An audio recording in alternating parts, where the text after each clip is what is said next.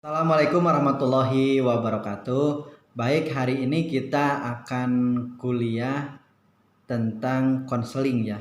Konseling merupakan salah satu jenis dari komunikasi interpersonal. Nah, untuk konseling ini biasanya dilakukan oleh seorang konselor, disebutnya seorang konselor ya, kita sebagai tenaga kesehatan dan klien atau pasien kita.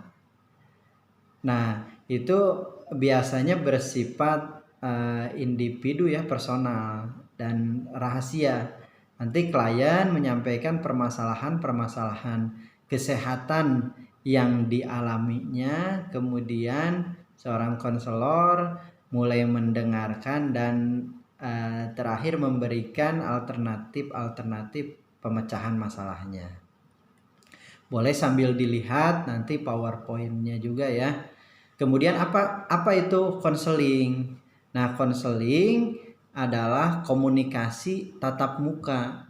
Seseorang membantu orang lain mengambil keputusan didasarkan pertimbangan dari beberapa alternatif. Nih, jadi konseling itu adalah komunikasinya tatap muka ya, yang tujuannya kita sebagai konselor atau tenaga kesehatan ingin membantu memecahkan permasalahan yang dihadapi oleh klien kita. Nah, dengan berbagai alternatif pemecahan masalah yang nanti bisa dipilih oleh klien kita.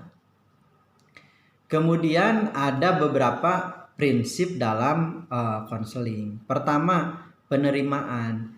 Jadi di dalam konseling itu harus saling menerima, baik dari kliennya maupun dari kitanya sebagai konselor.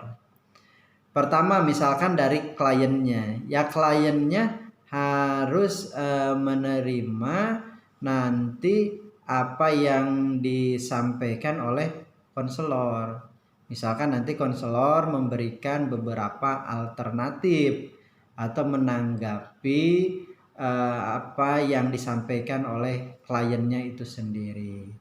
Kemudian bagi tenaga kesehatan sebagai konselornya, dia juga harus menerima apa yang dicurhatkan, apa yang disampaikan, unek-unek permasalahan klien kita.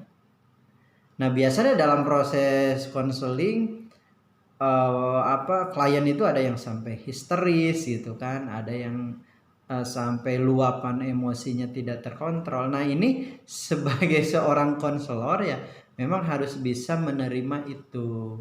Harus bijak ya, harus bisa menerima. Seorang konselor ya awalnya bisa hanya mendengarkan saja gitu kan apa yang disampaikan oleh klien. Kemudian tadi juga disampaikan prinsipnya adalah individual. Jadi antara satu konselor dengan satu klien. Nah, ini bersifat personal gitu ya. Kadang ya tidak boleh diketahui oleh orang lain. Sehingga yang prinsip ketiga adalah kerahasiaan. Nah, ini harus saling dijaga. Nanti jangan sampai nih tenaga kesehatan setelah melakukan konseling menyampaikan nih kepada rekan sejawatnya atau menyampaikan kepada keluarganya. Oh, saya tadi sudah konseling, ada klien yang punya masalah ini itu ini. Itu nggak boleh ya. Tenaga kesehatan tidak boleh membuka rahasia klien. Jadi ketika konseling di situ sudah selesai di situ. Hanya kita sebagai konselor yang tahu dengan klien kita. Apapun yang terjadi itu tidak boleh diceritakan kepada orang lain. Kemudian penentu adalah klien atau pasiennya itu sendiri. Jelas, dalam proses konseling bukan tenaga kesehatan, bukan konselor, bukan kita yang menentukan keputusannya, tapi klien, betul. Tapi kliennya, tapi pasiennya itu sendiri. Kita hanya menyampaikan alternatif-alternatif pilihan untuk solusi. Nah, pada akhirnya yang memilih tetap adalah klien kita atau pasien kita. Selanjutnya, prinsip konseling adalah kontrol emosi. Nah, ini kita jangan baper ya. Tadi kan klien kita itu bisa histeris, bisa menangis-nangis, bisa marah-marah gitu kan. Bahkan bisa emosional yang berlebih ke kita. Ya kita harus jaga emosi. Nah, makanya ini pentingnya berlatih ya. Berlatih melakukan konseling. Karena memang mungkin awal-awal mah kita belum punya kontrol yang bagus. Tapi ketika sudah biasa, nah itu akan terbiasa kita melakukan kontrol emosi terhadap. Jangan klien nangis kita ikut nangis itu. Klien marah ya kita baper jadi marah terhadap klien kita. Jangan ya, yang namanya juga proses konseling.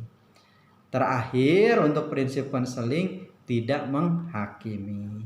Nah, ini perlu diperhatikan. Jadi apapun nanti yang disampaikan, yang dicurhatkan, yang dirasakan oleh klien kita, itu jangan dihakimi.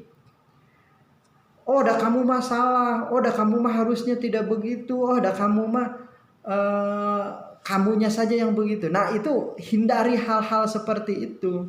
Itu akan membuat nanti blok kita dengan klien ya.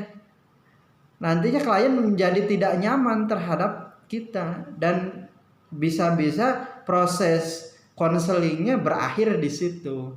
Jadi itu diperhatikan. Jadi jangan menghakimi. Kita itu menerima saja. Dan solusi juga bukan kita yang menentukan. Ya solusi kita hanya memberikan alternatif yang memilih nanti kliennya itu sendiri.